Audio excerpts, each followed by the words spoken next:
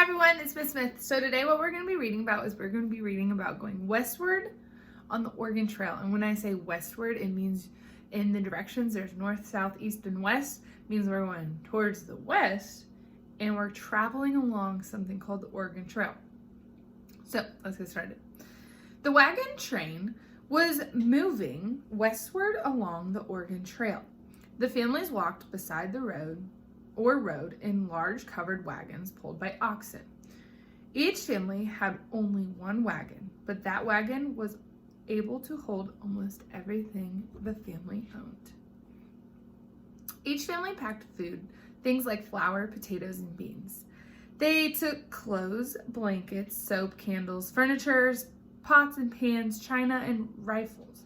They even had to take barrels of water with them because they weren't sure when they might find clean water along the way. But the time everything was packed in the wagon, there wasn't a whole lot of room for anything else.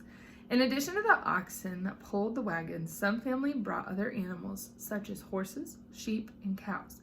These animals didn't go inside the covered wagons. Instead, they were tied to the wagons with rope and walked behind or beside the wagon.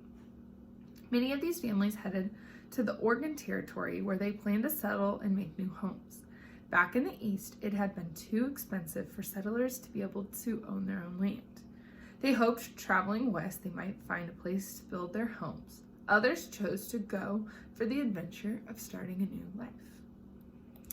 The road west had been challenging already. The wagon train had been traveling for 3 long months. The settlers were following a rough and uneven trail of wagon ruts to the Oregon Territory. After many wagons followed the path, the ruts became so deep that it was difficult and impossible for the wagons to travel without getting stuck.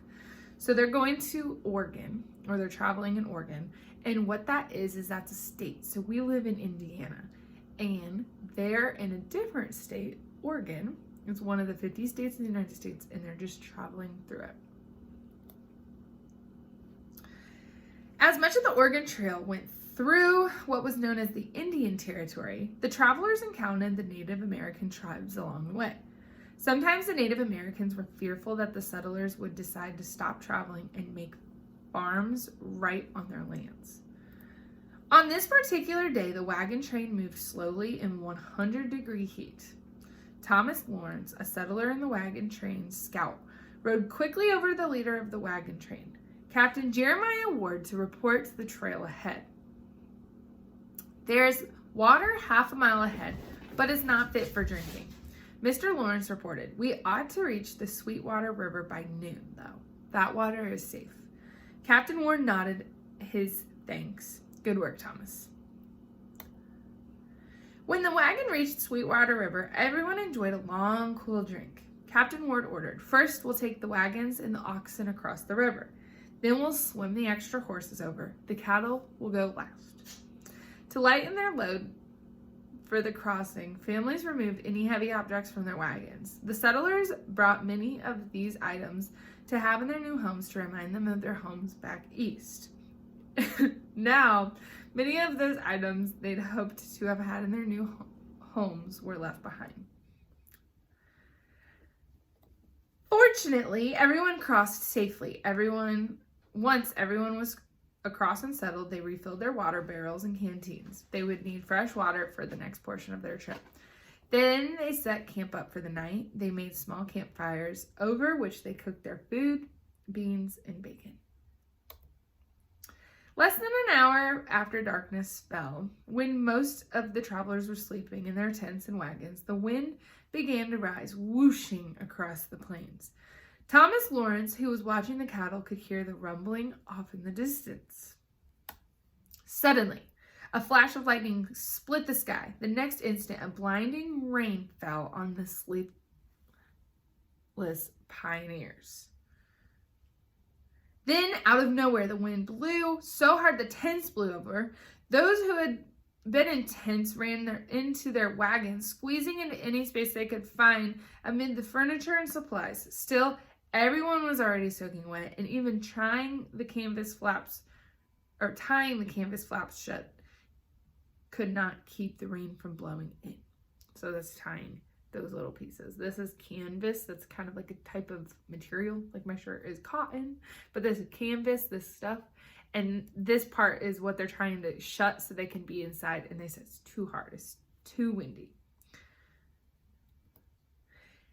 Inside the Lawrence family's wagon, everyone huddled together shivering. 9-year-old Barbara said, "Folks call these wagons prairie schooners, Mama, as if they were schooner ships sailing the wide open land instead of sea. I didn't really think the schooner ships and our prairie schooner were much alike, but with the wind rocking the wagon back and forth, I feel as if we were at sea." 6-year-old Abigail whispered, "I wish we were home." At that moment, the canvas flaps opened and Thomas Lawrence joined us standing inside the wagon.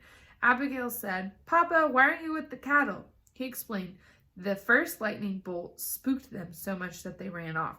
We're going to have to round them up after the storm." After a cold, miserable night, the morning dawned cool and gray. Abigail woke up to the sound of a bell. Peering out, she exclaimed, "Why, it's Snowbell." She found her way back. Sure enough, the Lawrence's milk cow was standing outside the wagon, ready to be milked. Mr. Lawrence told his wife, "Patricia, can we have one of the boys milk her? I have an idea." Mr. Lawrence trudged or walked heavily through the thick mud to Captain Ward's wagon. Captain Ward was already helping the other people. "Our milk's cow came home," Mr. Lawrence reported. "If we can follow her tracks, maybe we can find some of the other animals." Captain Ward agreed, so on horseback, Mr. Lawrence and some of the men followed the cow's tracks back to where she had been. Beyond a grove of trees, she found the missing animals calmly chewing the wet prairie grass, as if nothing had happened. Mr. Lawrence rode back over to his wife near the family's wagon and joked, "Well, that certainly was fun," she replied. "Let's hope this is the worst of the Oregon Trail."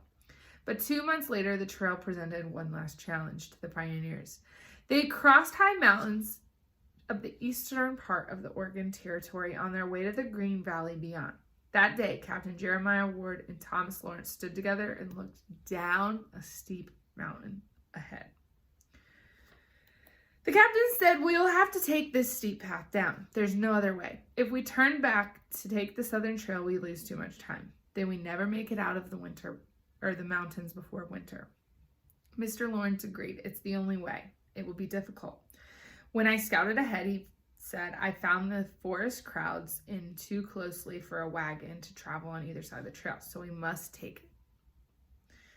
At least this extremely steep stretch is fairly short, only about 160 feet. Then the trail levels out in good condition.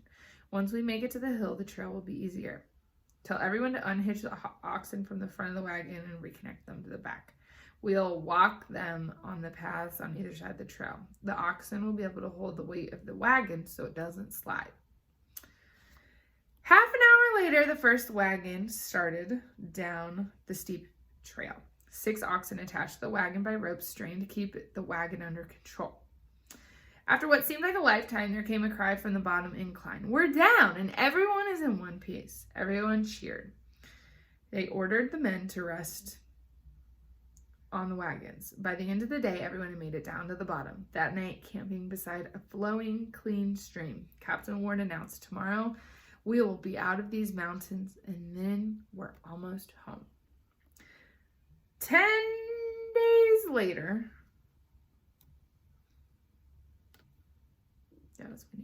10 days later, Captain Ward led his wagon out of a forest into a lush green valley spread as far as the eye could see. As each wagon emerged from the trees, each family saw the valley ahead. Everyone fell silent. This was the place that travelers dreamed about and worked to reach. 6 months of hardships and difficulties, the laughter, rain, hail, wind, and heat.